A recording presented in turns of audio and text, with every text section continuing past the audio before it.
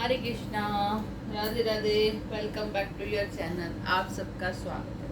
Sorry, कल health issues की वजह से मैं आपको ये चातुर्मास का अध्याय नहीं सुना पाई, तो आज मैं आपको ये उसका नेक्स्ट अध्याय सुनाती हूँ। और साथ में हम आज से शुरू करना चाह रही हूँ, जैसे कल से शुरू करना चाह रही थी कि सावन के महात्म में भी आपको सुनाऊँ, है ना। तो अगर आप इच्छुक होंगे तो मुझे कमेंट कीजिएगा, तो मैं सावन का महात्म में भी शुरू कर दूँगी साथ में।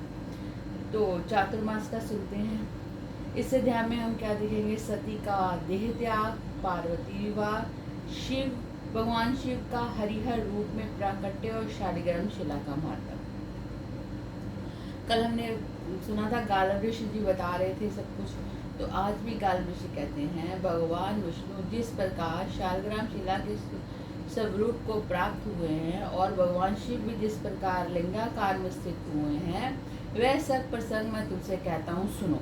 पूर्व काल में ब्रह्मा जी के अंगूठे से प्रजापति दक्ष की उत्पन्न हुए थे। दक्ष के सती के नाम की एक पुत्री हुई, जो उत्तम लक्षणों से संपन्न और बड़ी साध्वी थी। विधि के ज्ञाता भगवान शंकर ने सती के साथ वेदोक्त विधि से विवाह किया। दक्ष प्रजापति का चित्त मोहवश मूर्ता को प्राप्त हो गया था। उन्होंने एक महान यज्ञ का आयोजन किया और उससे भगवान शंकर के प्रति द्वेष भाव का परिचय दिया। पिता के इस महान द्वेष से सती देवी कुपित हो उठी और यज्ञ वेदी से आकर प्राणायाम में तत्पर हो उन्होंने अग्निमय धारणा के द्वारा अपना शरीर त्याग दिया। उनके शरीर में जो पैतृक अंश था उसका परित्याग करके अपने भाग के साथ सती देवी ने मन ही मन शीतल हिमालय का चिंतन किया। मृत्यु काल में अपने कर्म के अधीन हुआ मन जहाँ जहाँ जाता है वहाँ वहीं उसका अवतार होता है। अतः अग्नि में जली हुई सती केवल शीतल हिमालय का चिंतन करने के कारण हिमालय की पुत्री हुई। वहाँ पर्वत कन्या होकर उन्होंने शिव भक्ति में तत्पर हो बड़ी उग्र तपस्या की। तदंतर सहस्त्रों वर्षों के पश्चात भूत भावन भगवान महेश्वर ब्राह्मण का वेश धारण कर उस स्थान पर आए और पार्वती के कर्म एवं स्वभाव की परीक्षा लेकर उन्हें तपस्या से विशुद्ध जाना। तत्पश्चात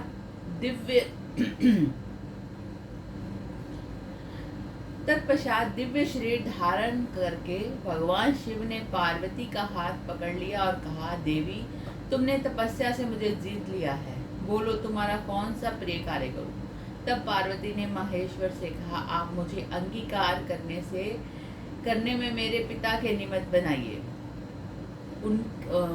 पिता को निमित्त बनाइए। उनके इस प्रकार कहने पर भगवान शंकर ने सप्त ऋषियों को हिमालय के पास भेजा। सप्तऋषियों ने हिमालय जाकर लगन का समय बताया और महादेव जी से ससमाचार कहकर वे अपने स्थान को चले गए। तदंतर लगन के दिन इंद्र आदि सब देवता ब्रह्मा, विष्णु और अग्नि को आगे करके आए और वर वेश में भगवान शंकर को दर्शन करके बड़े प्रसन्न हुए।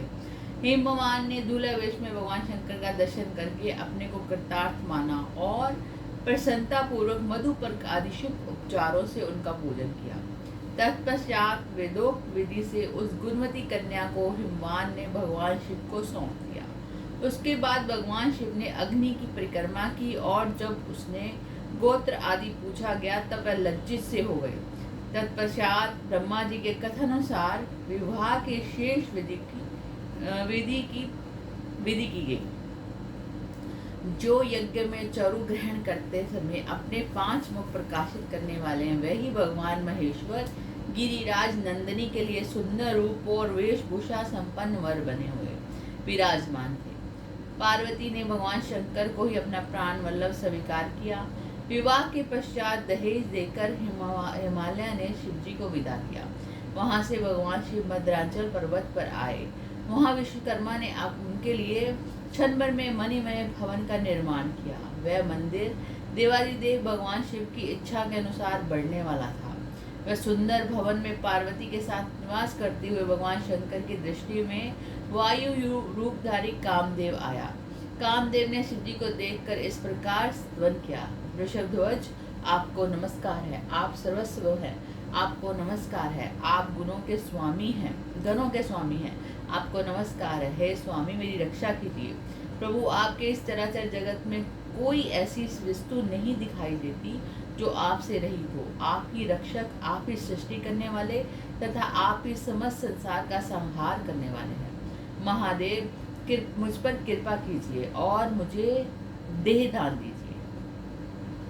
भगवान शिव बोले, कामदेव मैंने पूर्व काल में तुम्हें पार्वती के आगे भस्म किया है, अब पुण्य उन्हीं के समीप शरीरधारी हो जाओ।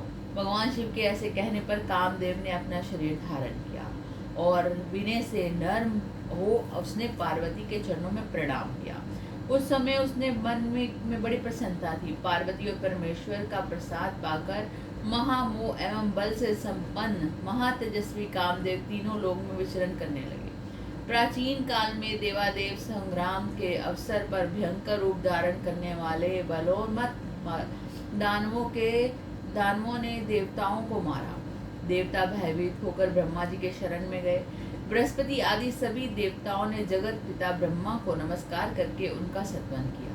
फिर सबके सब हाथ जोड़कर खड़े हो गए। तब ब्रह्मा जी ने उनसे पूछा, देवताओं किस लिए मेरे पास आए हो? देवता बोले, तात अद्भुत पराक्रम करने वाले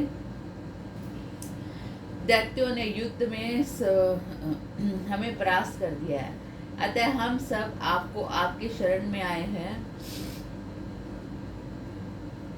आए हुए हम लोगों की आप रक्षा कीजिए। देवताओं की बात सुनकर ब्रह्मा जी ने एक समय शिव भक्तों ने भगवान विष्णु के भक्तों के साथ एक दूसरे को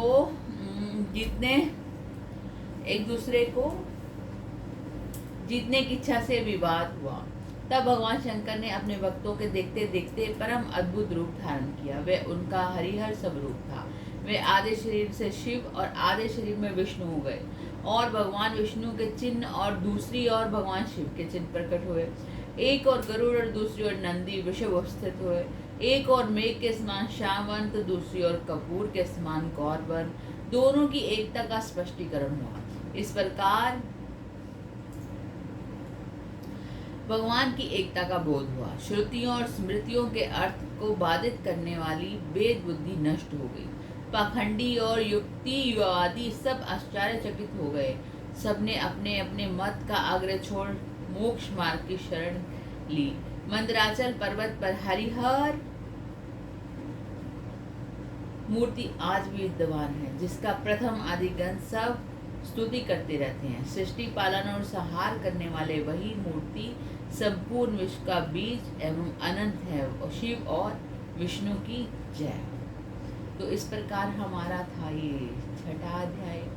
आगे अगर आप चाहो तो मैं आपको सावन का महात्म्य भी सुनाऊंगी। अगर आपकी इच्छा हो तो जरूर सुनिएगा, क्योंकि जो है इसमें सनत कुमारों ने जो श्रावण मास का महात्म्य बताया है, वो वाला श्रावण मास का महात्म्य मैं आपको सुनाऊंगी। अगर आप कमेंट में अगर इच्छुक होंगे तो प्लीज़ लाइक शेयर और सब्सक्राइब कीजिएगा। राधे राधे।